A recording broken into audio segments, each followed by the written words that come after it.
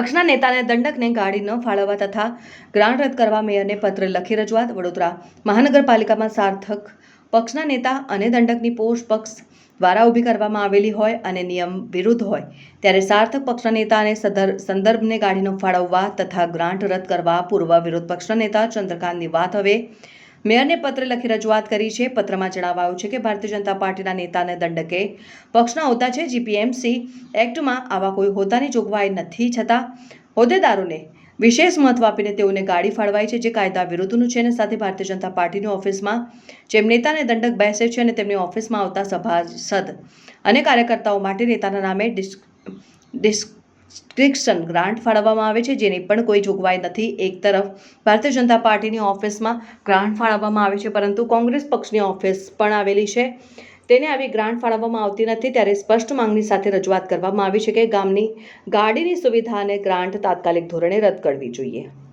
પક્ષના નેતા અને દંડકને ગાડી ન ફાળવવા બાબતે આપણે રજૂઆત કરી છે અને પત્ર લખ્યો છે. મેયરને શું છે? કાયદાકીય પત્ર લખ્યો છે.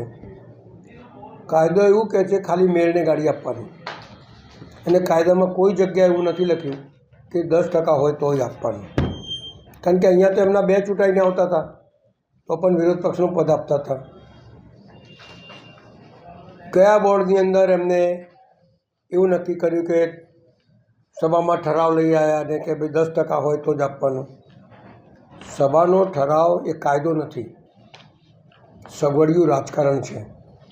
અને સગવડિયું રાજકારણ તમે રમતા હોય તો મેયર સિવાય તમે ડેપ્યુટી મેયર કે સ્ટેન્ડિંગ કમિટીના ચેરમેનને આપો. તમે પોતે પદ ઊભા કરી અને ગાડી કોર્પોરેશનના ભાર ઉપર મૂકી દો.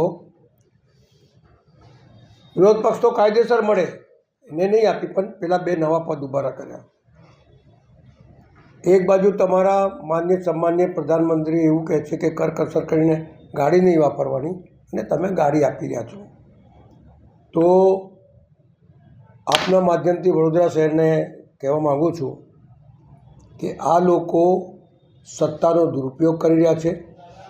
કોર્પોરેશન દ્વારા એમની ચૂંટણી પ્રચાર કરી રહ્યા છે. કોર્પોરેશન દ્વારા ગાડીઓનો ઉપયોગ કરી રહ્યા છે.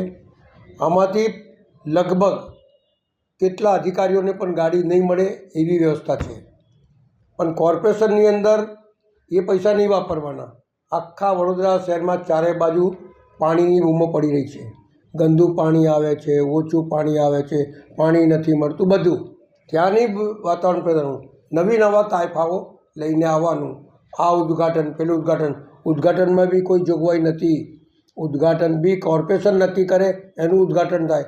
આ તેમનો કોર્પોરેટર બી કરી આવે, ધારાસભ્ય બી કરી આવે, આ કરી આવે. શું તમારા પૈસાથી તમે કરો છો ભાઈ? લોકોના પૈસાથી લોકોને લીધે વાપરવાના છે, નહીં કે તમારી પાર્ટી માટે વાપરવાના છે.